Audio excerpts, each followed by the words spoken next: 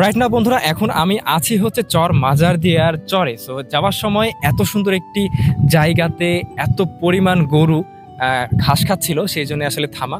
তো চলুন আপনাদেরকে আজকে দেখাবো এই চর মাজারদিয়ার মানুষের জীবনযাপন কিভাবে তারা পার করতেছে এবং বর্তমানে কি অবস্থা। আর আরেকটা বিষয় সেটা বলবো, সেটা হচ্ছে যে এখানকার মানুষ আসলে দুধ কয় টাকায় বিক্রি করতেছে, গরুগুলো আসলে তারা কোথায় সেল দেয়।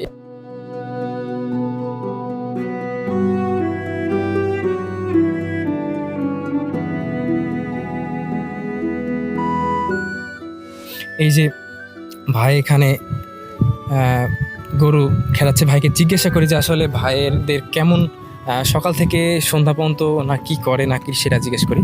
ভাই, তো আপনারা কখন আসছেন আর কখন যান? আমরা সকাল 9টার সময় বার হয় বাড়ি থেকে। 9টার সময় বাসা থেকে বের হন, আর আসেন বাসায় ব্যাক করেন কখন? 6টা 6:30। সন্ধ্যা লাগে যায়। খাওয়া দাওয়া এখানেই? হ্যাঁ, খাওয়া দাওয়া বাসা থেকে খাবার। পাঠাই না?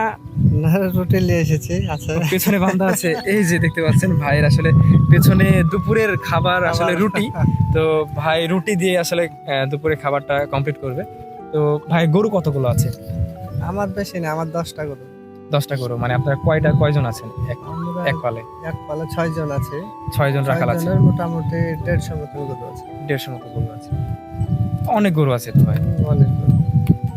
আর গরুর দুধ কেমন হচ্ছে এখন? এখন তো ঘাসও দেখতে এখন পাচ্ছি না মাঠে মাঠে। ঘাস নাই, দুধ এখন ওই একটা গরু 2 লিটার 3 লিটার করে। 2 লিটার 3 লিটার। আর গরুর দুধ আপনারা কত টাকাতে সেল দেন? আমাদের কাছ থেকে 45 টাকা করে লাই লিটার। 45 টাকা লিটার নেয় আসলে, হাই রে। তো ভাইয়েরা কিন্তু আসলে পর্যাপ্ত পরিমাণ আসলে দামটা পায় না, এটা আমরা সকলেই জানি। হয়তো বা কেউ জেনেও বলি না, আর বলার মতো সিচুয়েশনও নাই, কারণ যারা নিয়ে যায় তারা কিন্তু রাজশাহীতে 70-80 টাকাতেই বিক্রি করে।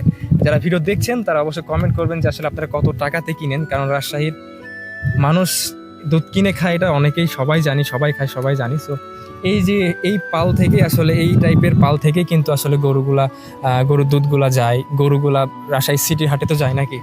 সিটি হাটে তো যায়। এখানকার গরু সব সিটি হাটে। এখান থেকে সব গরু সিটি হাটেই যায়। তো আচ্ছা, ধন্যবাদ ভাই।